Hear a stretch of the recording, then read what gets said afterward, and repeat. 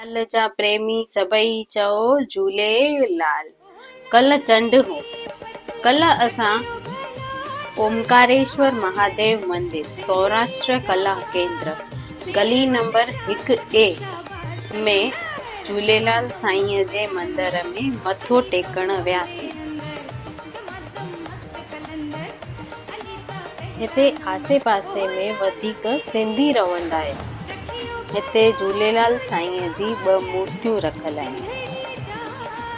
चंड जे ॾींहुं असां हिते वियासीं दर्शन करण लाइ, पर हिते लॻे कोन पियो कि का आरती बि थी हुजे।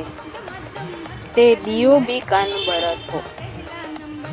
हिते ॿिए बि भॻवाननि खे स्थान ॾिनल आहे, जंहिंजे मथां हर भॻवान जो नालो लिखल आहे, पर लाल साईं जी मूर्त जे मथां कुझु बि लिखल कोन्हे।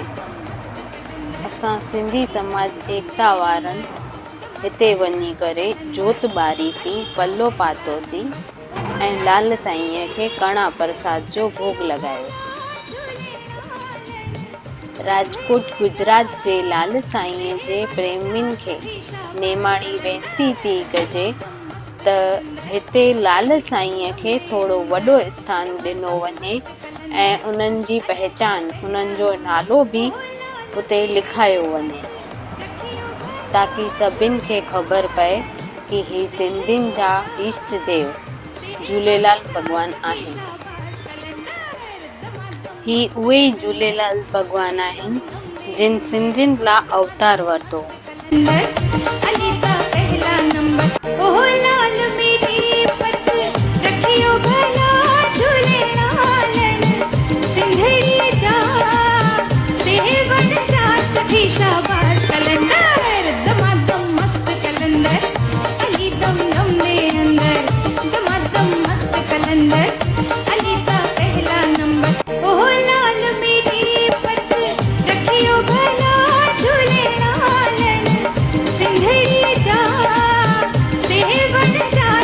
शाबाश।